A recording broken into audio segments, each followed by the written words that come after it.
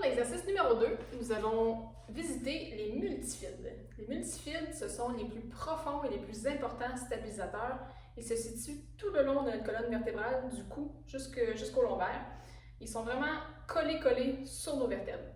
Donc, pour les renforcer, je vous avertis, ce n'est pas un exercice qui est facile. Ça demande quand même une bonne préparation. Première étape, on se positionne à 4 pattes. Donc, les genoux sont sous les hanches, les mains sous les épaules. On allonge le dos, là, on fait une élongation au niveau de notre colonne vertébrale. Donc, on veut éviter que les fesses soient ressorties ou que le dos soit trop bombé ou que les omoplates soient trop ressorties. On se place le plus droit possible. Des fois, de se mettre de côté à un miroir, ça peut aider aussi.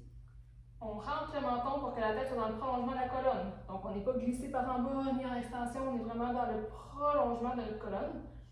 Pour vous aider, vous pouvez aussi utiliser un bâton ou un manche à balai que vous allez venir positionner sur votre colonne. Puis, le but étant d'essayer le plus possible de sentir des points de contact entre votre dos et le bâton. Puis aussi, quand vous allez faire les mouvements, vous devez essayer que le bâton bouge le moins possible et surtout, il ne faut pas qu'il tombe par terre. Alors, première étape. Une fois qu'on a adopté la bonne position, on engage bien nos abdominaux évidemment là, pour avoir une bonne contraction et une bonne stabilité lombaire. Nous allons venir tranquillement et doucement et dans le contrôle soulever un bras vers l'avant.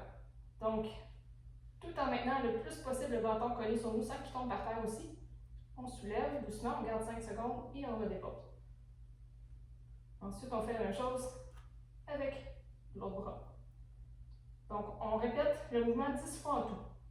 Chaque bras compte pour une répétition. C'est quand même un exercice qui est difficile, qui est exigeant. Étape B. Maintenant, au lieu d'allonger les bras, on va allonger les membres inférieurs. Donc, toujours dans la bonne position, on se réajuste, on se met bien droit. On essaie le plus possible que le bâton soit appuyé tout le long de notre colonne. Et on vient doucement allonger une jambe vers l'arrière en essayant de garder là, notre bassin bien stable. Et on redépose.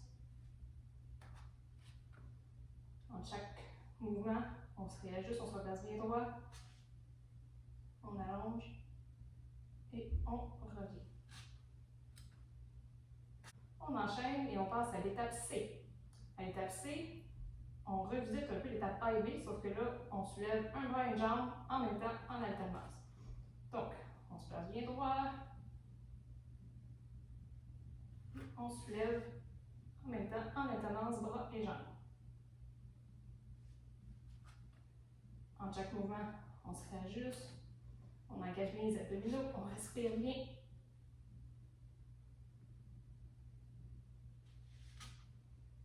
Et voilà, on répète 10 à 15 répétitions.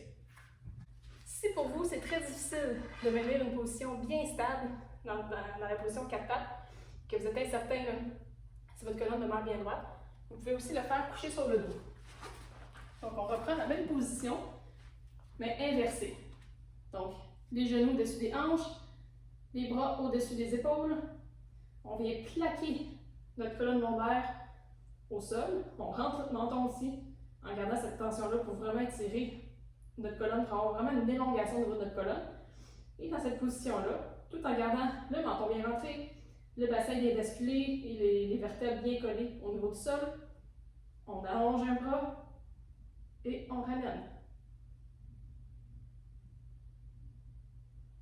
Étape B, on allonge une jambe, plus difficile un petit peu, on garde le dos bien écrasé au sol, et on ramène.